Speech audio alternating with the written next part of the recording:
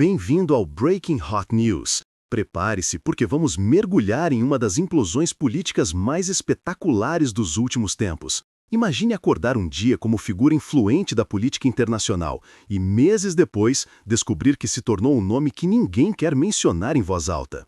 Essa é a realidade atual de Eduardo Bolsonaro, e a história por trás disso é muito mais complexa do que aparenta. Neste momento, algo extraordinário está acontecendo nos bastidores da diplomacia entre Brasil e Estados Unidos. Parlamentares americanos, tanto da esquerda quanto da direita, sim, juntos na mesma sala, concordando em algo, estão trabalhando ativamente para remover Eduardo Bolsonaro das tratativas oficiais entre os dois países. Para quem acompanha a política americana, sabe que democratas e republicanos concordarem em qualquer coisa é praticamente um milagre. Mas Eduardo conseguiu unir os dois lados. Contra ele, corporações gigantescas estão pressionando a Casa Branca. A cifra? 130 mil postos de trabalho americanos ameaçados, inflação escalando e o desfecho mais surpreendente.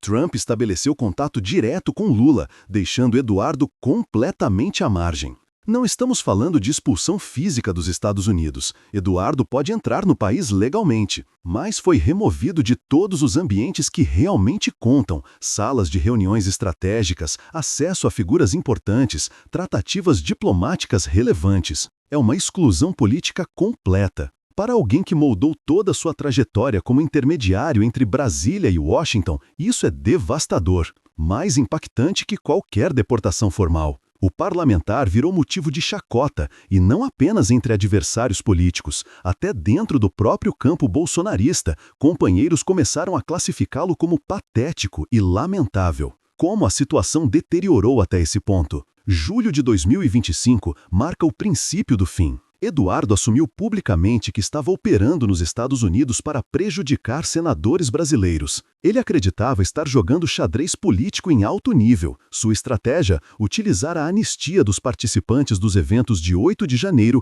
como ferramenta de chantagem contra o governo brasileiro. O plano explodiu na cara dele. Os próprios republicanos de Trump abandonaram o deputado. Marco Rubio, que Eduardo classificou como golaço ao ser nomeado secretário de Estado, simplesmente ignorou o parlamentar brasileiro e estabeleceu comunicação direta com o chanceler brasileiro, sem intermediação, sem Eduardo. Agora vem a parte que poucos conhecem. Você vai descobrir os bastidores dessa derrocada. Como magnatas bilionários decidiram o destino político de Eduardo. Como até companheiros de movimento começaram a ridicularizá-lo em conversas reservadas. E como a histórica reaproximação entre Trump e Lula destruiu completamente a narrativa que Eduardo construiu durante anos. Vamos começar pelo equívoco estratégico que selou o destino político de Eduardo Bolsonaro. Em julho de 2025, ele cometeu o erro fatal que comprometeria irreversivelmente sua trajetória política. Eduardo foi às plataformas digitais e confessou abertamente que estava operando em território americano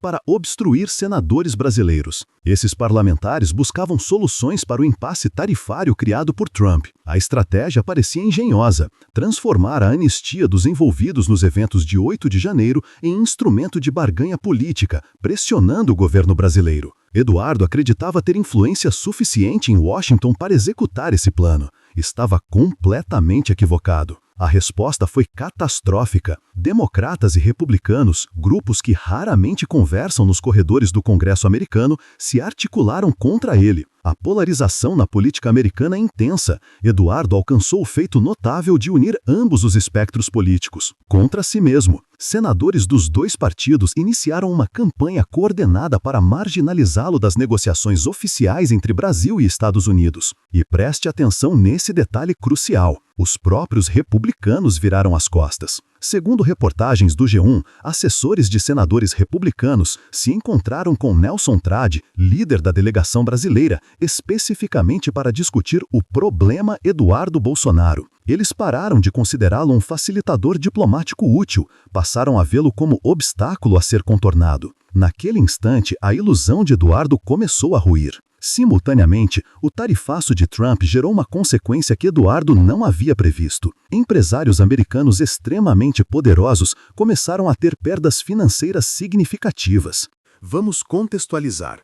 Abril de 2025, Trump anuncia tarifas de 50% sobre mercadorias brasileiras. A justificativa oficial: defender Jair Bolsonaro e os participantes dos eventos de 8 de janeiro. A medida gerou efeito reverso. 130 mil postos de trabalho americanos entraram em zona de perigo. Setores completos da economia sentiram o baque imediatamente. A indústria automobilística americana foi duramente atingida. Montadoras dependem criticamente de componentes fabricados no Brasil, desde aço especializado até componentes eletrônicos sofisticados. O setor agrícola também entrou em desespero. Café, suco de laranja, celulose, mercadorias que americanos consomem rotineiramente e que vinham do Brasil com preços competitivos, subitamente encareceram. Wall Street respondeu instantaneamente. Ações de corporações com operações no Brasil caíram vertiginosamente. Analistas do mercado financeiro começaram a emitir alertas críticos. As tarifas não estavam defendendo trabalhadores americanos, estavam eliminando oportunidades de emprego. E quando magnatas bilionários começam a ter prejuízos, convicções ideológicas se tornam bagagem dispensável. Conglomerados gigantescos pressionaram Trump de maneira implacável. A mensagem era inequívoca: nossas operações estão sangrando financeiramente. Um CEO de multinacional americana, em entrevista ao Financial Times, foi direto: essas tarifas são autossabotagem. Não há como substituir fornecedores brasileiros instantaneamente. Nossos custos operacionais explodiram 30% em 8 semanas. Lobistas corporativos inundaram a capital americana. Encontros emergenciais com parlamentares, contatos diretos com a Casa Branca. A pressão era sistemática e brutal. O ultimato era claro: ou Trump recua nessa política tarifária,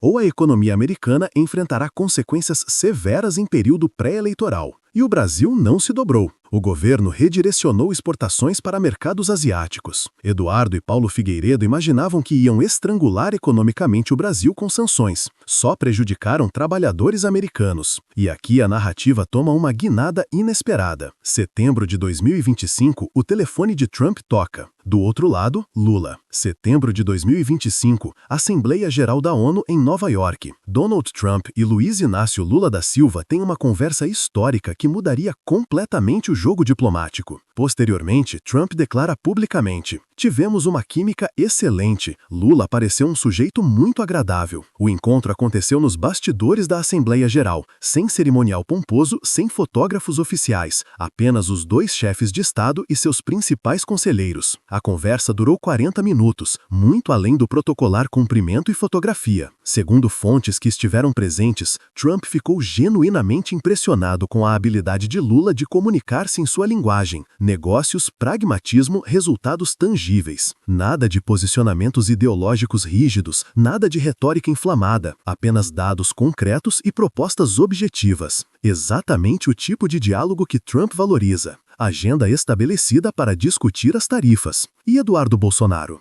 Completamente excluído. Participação zero. Enquanto isso, os mesmos senadores brasileiros que Eduardo tentou obstruir foram recebidos calorosamente em Washington. Republicanos e democratas os receberam para diálogos construtivos. Empresários bilionários americanos, aqueles que Eduardo presumia estarem alinhados com sua agenda, ignoraram o deputado completamente e colaboraram ativamente com os parlamentares brasileiros. A mídia internacional não escondeu a surpresa. Trump elogia Lula, foi manchete do New York Times. Improvável reaproximação, destacou o Washington Post. Comentaristas políticos classificaram como uma das reversões diplomáticas mais surpreendentes do ano. Para Eduardo, cada título de jornal representava uma humilhação pública adicional. Sua narrativa central de que Trump jamais negociaria com esquerdistas estava sendo demolida em tempo real com testemunhas globais. A ironia é devastadora. Enquanto Eduardo fazia lobby contra interesses brasileiros nos bastidores, Trump estabelecia linha direta com Lula. Eduardo perdeu completamente o controle da narrativa que ele próprio tentou construir. Ele se imaginava peça fundamental nas relações Brasil-Estados Unidos, virou mero espectador.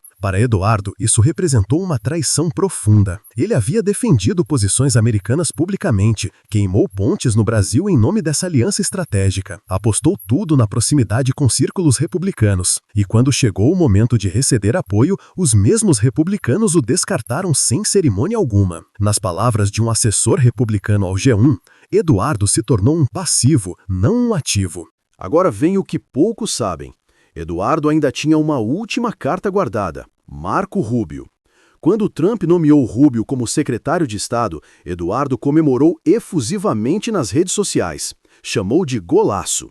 Rubio tinha histórico conhecido de posições rígidas contra governos progressistas na América Latina. Eduardo depositou todas as fichas restantes nessa amizade política. A realidade foi impiedosa. Outubro de 2025. O blog da jornalista Andréa Sadi no G1 detona uma bomba informativa nos bastidores. Segundo fontes bolsonaristas, sim, os próprios companheiros de Eduardo, o cerco está se fechando para o deputado tanto nacionalmente quanto internacionalmente. Mas a revelação mais chocante é o que os próprios aliados estão comentando sobre ele nos corredores. Até na própria extrema-direita, os companheiros começaram a rotulá-lo como patético, execrável, fracasso político. A comparação que os próprios bolsonaristas fizeram é cruel. Eduardo será o novo Olavo de Carvalho, porém ainda mais limitado, ainda mais ignorante. Olavo de Carvalho, o guru ideológico da extrema-direita brasileira, já era considerado figura controversa e instável. Os próprios companheiros estão afirmando que Eduardo é pior. Até personalidades importantes começaram a se afastar publicamente. Ninguém deseja ser vinculado ao desastre. Tarcísio de Freitas, governador de São Paulo e uma das figuras mais fortes do bolsonarismo, foi sondado para assumir o papel de interlocutor com Trump. Ele declinou, não quis comprometer sua imagem assumindo a função que Eduardo tanto ambicionava. E preste atenção nesse detalhe: reunião de empresários bilionários americanos sobre as tratativas comerciais. Eduardo não recebeu convite. Segundo assessores que estiveram presentes, quando o nome dele foi levantado, a sala mergulhou em silêncio embaraçoso. Um executivo bilionário teria comentado: "Podemos avançar para o próximo tópico?" Eduardo se transformou no assunto que ninguém quer abordar. E essa foi a traição definitiva, não de adversários, mas dos próprios companheiros de trincheira. Eduardo havia carregado bandeiras republicanas no Brasil durante anos. Defendeu Trump quando era impopular. Atacou Lula seguindo orientações de assessores americanos. E no momento que necessitou de reciprocidade, foi tratado como lixo político, descartado pelos mesmos que utilizaram sua plataforma. A narrativa dele era transparente. Trump jamais negociaria com um governo esquerdista no Brasil. Trump acabou de provar que ele estava completamente errado. E quando você constrói toda a sua trajetória política baseada em uma narrativa que desmorona publicamente, o que resta? E lembra do Marco Rubio, a última esperança de Eduardo? Agora você vai descobrir o desfecho. Marco Rubio não apenas ignorou Eduardo, foi além disso. Rubio pegou o telefone e contactou diretamente Mauro Vieira, o chanceler brasileiro, propondo encontro diplomático oficial entre Brasil e Estados Unidos. Sem intermediação, sem Eduardo, sem Paulo Figueiredo. Eduardo soube da ligação através das plataformas digitais, não foi informado previamente, não foi consultado. Descobriu que seu aliado ideológico estava tratando com o Brasil da mesma maneira que com qualquer outra nação, pelos noticiários. Naquele instante, qualquer ilusão remanescente se desintegrou. E aqui está o detalhe brutal. Quando você perde acesso em Washington, a única mudança é que o visto permanece no seu passaporte, mas as portas se fecham. Eduardo não foi deportado fisicamente, mas foi removido de todos os espaços que construiu durante 5 anos. Gabinetes agora trancados, ligações não correspondidas, convites silenciosamente cancelados. É uma exclusão sem documento oficial, mas com impacto absoluto. E quando você perde utilidade em Washington, você simplesmente deixa de existir politicamente. Autoridades americanas passaram oficialmente a vê-lo como complicador político, não como facilitador diplomático. Até Marco Rubio optou pelo pragmatismo comercial. Especialistas foram transparentes. A Casa Branca escolheu tratar diretamente com Lula. Nada de embate ideológico, apenas pragmatismo.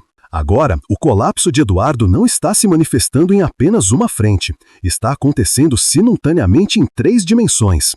No Brasil, o STF avança com apurações. A PF indiciou Eduardo. A PGR o denunciou por coação. A Câmara iniciou o processo de cassação de mandato. Hugo Mota rejeitou de qualquer posição de liderança, isolado até no próprio parlamento. As investigações se acumulam: obstrução de justiça, organização criminosa, tentativa de golpe de Estado. A PF já indiciou Eduardo em 3 inquéritos distintos. A PGR formalizou denúncia por coação. Na Câmara, o processo de cassação avança progressivamente. Hugo Mota, presidente da Casa, deixou transparente: não haverá blindagem institucional. Eduardo está isolado, rodeado por investigações que podem custar não só o mandato, mas a liberdade. Nos Estados Unidos, senadores bipartidários trabalham ativamente para removê-lo das tratativas oficiais. Empresários bilionários o tratam como elemento radioativo. Até aliados ideológicos viraram as costas e o excluíram de eventos reservados. Persona não grata em Washington, na prática, foi banido dos ambientes de poder americanos. Dentro do bolsonarismo, até os companheiros admitem publicamente que ele não tem futuro político. O fim iminente das sanções americanas aos ministros brasileiros vai eliminar o único propósito que mantinha Eduardo minimamente relevante. Em grupos de WhatsApp bolsonaristas, o nome de Eduardo virou piada corrente. Memes são compartilhados abertamente. Ex-apoiadores comentam: destruiu a credibilidade do movimento inteiro. Até Jair Bolsonaro, segundo relatos de companheiros próximos, evita citar o filho em discussões estratégicas. A relação entre pai e filho, antes exibida como modelo de lealdade política, virou tema embaraçoso evitado em reuniões. Sem sanções para barganhar, sem anistia para usar como moeda de troca, o que sobra para Eduardo? O cenário que os próprios companheiros delinearam é desolador. Eduardo vai permanecer nos Estados Unidos produzindo vídeos, comercializando livros e terá influência política praticamente nula. Vai se tornar, nas palavras deles, um dono de cebó. A ironia é contundente. Eduardo passou anos criticando a mamata do dinheiro público. Atacava políticos que dependiam de recursos estatais. Agora está totalmente dependente de comercialização online e doações de seguidores. Mantém uma livraria virtual de extrema-direita. O deputado que se imaginava diplomata internacional virou comerciante de livros pela internet. De suposta ponte estratégica entre as 2 maiores economias do hemisfério, a vendedor digital, a queda levou apenas 6 meses. Enquanto isso, Brasil e Estados Unidos inauguram um novo capítulo diplomático, sem Eduardo. As relações bilaterais estão, segundo especialistas em política externa, no melhor momento dos últimos anos. Os adultos assumiram as negociações. O que predomina agora é o que analistas classificam como pragmatismo competitivo. Nada de confronto ideológico estéril, nada de sanções que prejudicam ambos os lados. Tratativa genuína entre estadistas experientes. Trump compreendeu algo crucial. Confrontações ideológicas com o Brasil não geraram resultado positivo algum, apenas prejuízos para empresários americanos. E quando bilionários sangram financeiramente, presidentes prestam atenção. Agora se abre espaço para cooperação estratégica genuína.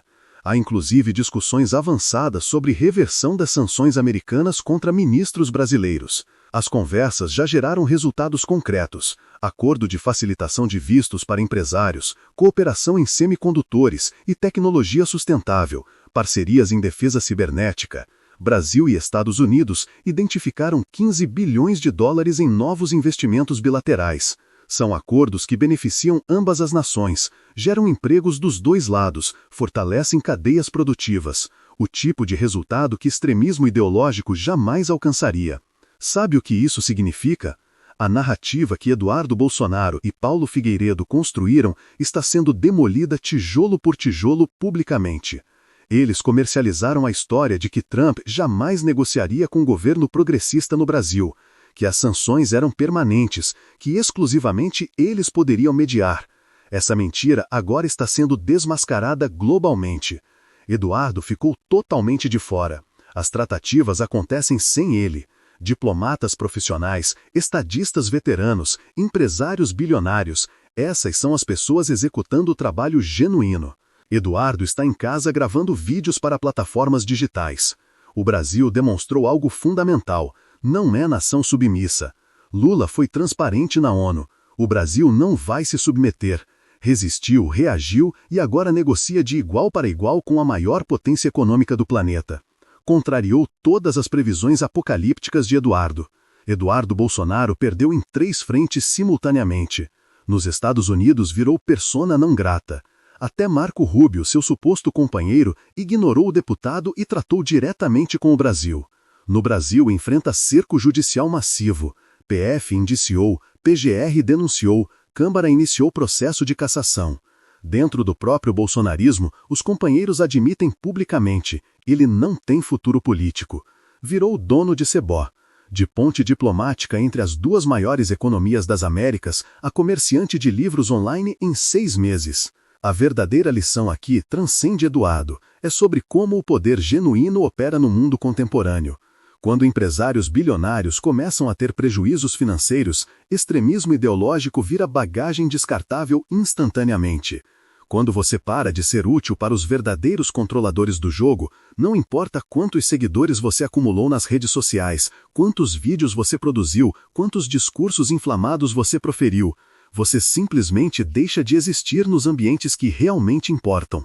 E isso nos leva à pergunta final. Com o cerco se fechando em todas as frentes, qual será o próximo movimento desesperado de Eduardo Bolsonaro?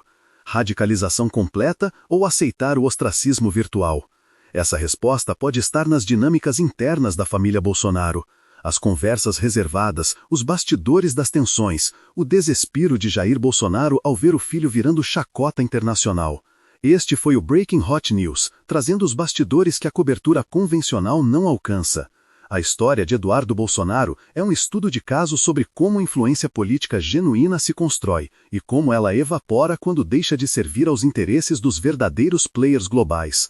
Não é sobre ideologia, nunca foi. É sobre poder econômico, sempre. E quando você esquece disso, o mercado e a política internacional te relembram de forma brutal e pública.